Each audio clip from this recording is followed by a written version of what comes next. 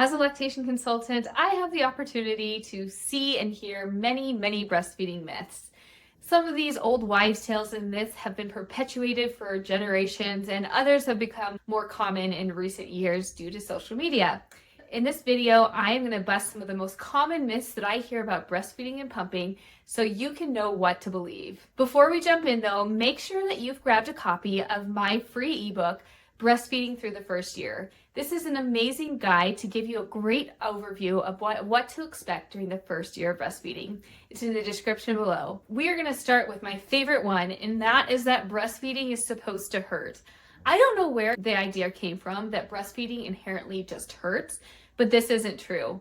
I see a lot of people discussing this online, and trust me, the debate gets heated.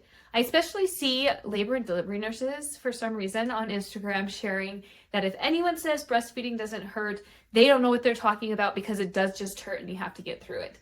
This is not true, and I would have to respectfully disagree with this. If there is pain, that is the body's way of telling you something isn't right. Yes, there are women who breastfed for several weeks and then it just suddenly got better. That's where that idea comes from, that if you just wait long enough, the pain will eventually go away. However, I have worked with enough moms to know that waiting is not the answer. There's almost always something we can do if there is discomfort with breastfeeding. I'm not talking about a little bit of tugging here and there, or it just feels a little different than what you're used to, because it is a different experience to breastfeed.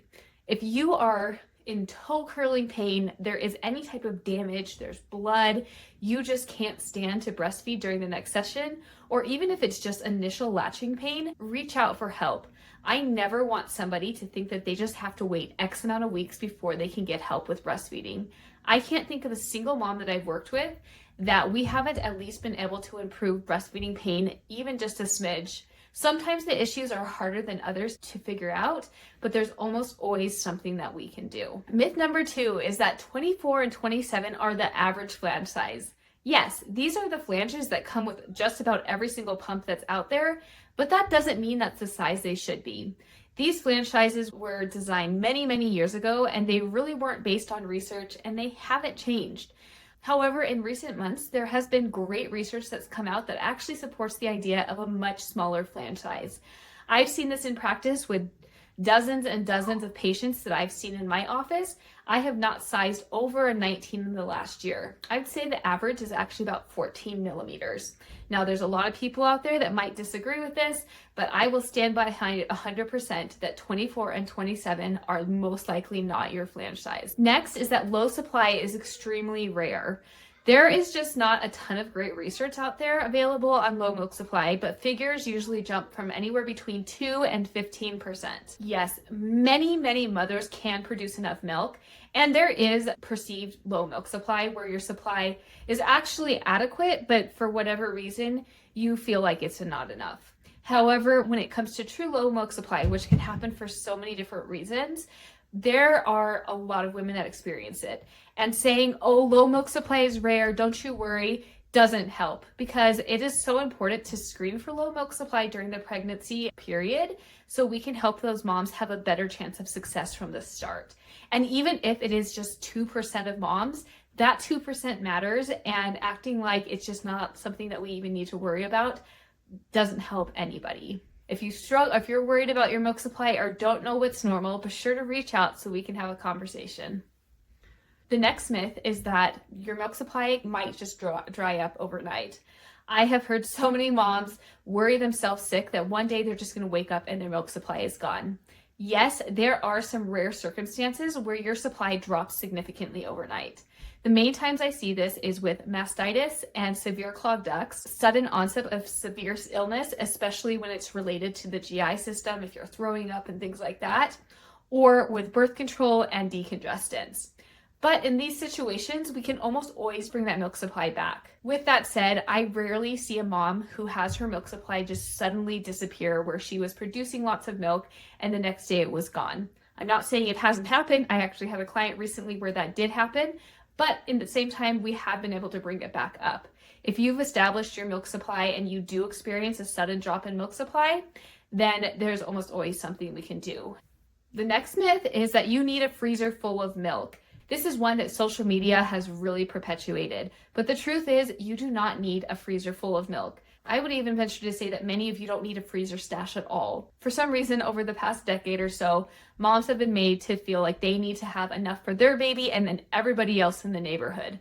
The goal is really to make enough milk for your baby. And even if you are going back to work or you're exclusive pumping or you have a need to have milk in the freezer, most of the moms I've worked with that have a huge freezer supply either end up throwing it out, which please don't throw your breast milk out. You can always donate it or do other things with it, or they just don't end up using it at all. I definitely understand the anxiety that some people have about not having enough milk. They may have had an experience in the past where they did all of a sudden stop pumping enough milk, or they've just heard other people's experiences. And I think it is fine if you want to have several bags of milk in the freezer. My goal for most moms with a freezer stash is about 30 ounces or so. That's usually enough to get you through emergencies. And if you don't want a freezer stash, that's okay. If you are nursing exclusively from the breast and never want to pick up a pump, that can be part of your journey too. Next is the myth that you don't have milk until your milk comes in.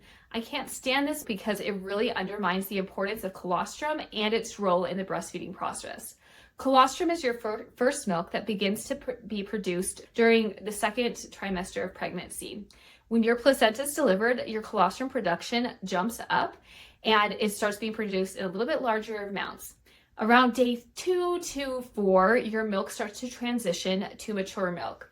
This is where it gets more of a whitish color, it is produced in larger amounts, and your baby generally starts to gain more weight with this milk. That does not mean that you don't have milk.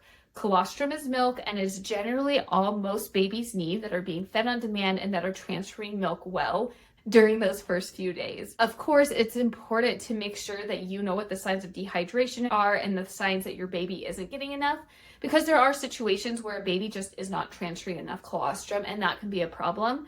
However, for the vast majority of babies, colostrum is just what they need those first few days. Small breasts can't make milk. Breast size really does not have a lot to do with your ability to make milk. The size of your breast is generally determined by the fatty tissue that is in your breast. The amount of milk you can make is based on the glandular tissue. There are situations where you may have smaller breasts and you have something called insufficient glandular tissue. In these situations, your breast may look similar to these pictures right here. However, just because you have small breasts doesn't mean you have insufficient glandular tissue. And if you don't, your ability to produce milk is going to be almost the same as just about anybody else. Here's another favorite of mine. It's that you can't eat X, Y, or Z while breastfeeding. And, insert anything from broccoli to chocolate to spicy foods to dairy to any number of foods that are out there. Most of the time, you can eat just about anything that you ate previously.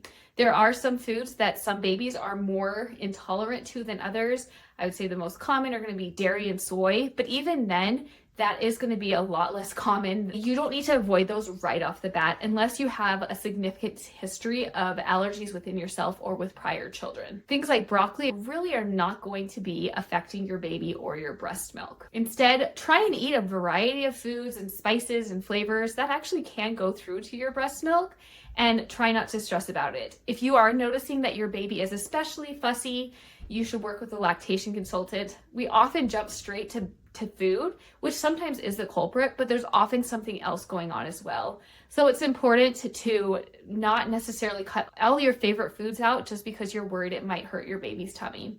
Remember, breast milk is made of what's in your blood, not what's in your stomach. You have to stop breastfeeding when your baby gets teeth. Yes, some babies do bite and some babies use you as a teething toy, but that does not mean breastfeeding has to stop. Usually if a baby is doing any of these things, it is painful, but there's a reason behind it and you can usually stop it, especially if you nip it in the bud and find the culprit pretty quickly. Many children breastfeed well into toddlerhood with a full mouth of teeth, and so no, you do not have to stop breastfeeding as soon as those teeth come in. And finally, my favorite myth is that your breast milk has no nutritional value and is practically water the day your baby turns 1. Your breast milk on day 364 is going to be the same as the first day of your baby's second year of life. It still has so many great nutrients and so many immune properties. Yes, after a year, breast milk should not be the only thing in your baby's diet. And even before then, we want to introduce complementary foods. But breast milk still has so much value, and it does change and adapt as your baby gets older. So don't listen to those people telling you that you need to stop breastfeeding because your milk is no longer good. It is probably still one of the most nutritious things you can be feeding your baby. Did I cover all of those myths that you've heard out there? If not, drop one below because I would love to bust that one too. I know it can be super overwhelming in this internet age because everybody has an opinion and there's so much information out there. I would love to see you in Fuss Free First Year, which is my exclusive breastfeeding program where you get access to dozens of videos, printables, ebooks, and a private community where you can ask questions and I will answer them. I don't want you going to Reddit or Instagram in the middle of the night with your questions. Come join Fuss Free First Year so you can get a little bit more peace and confidence in your breastfeeding journey. You can sign up below. Either way, be sure to hit the subscribe button and let me know what video you'd like to see next. Bye.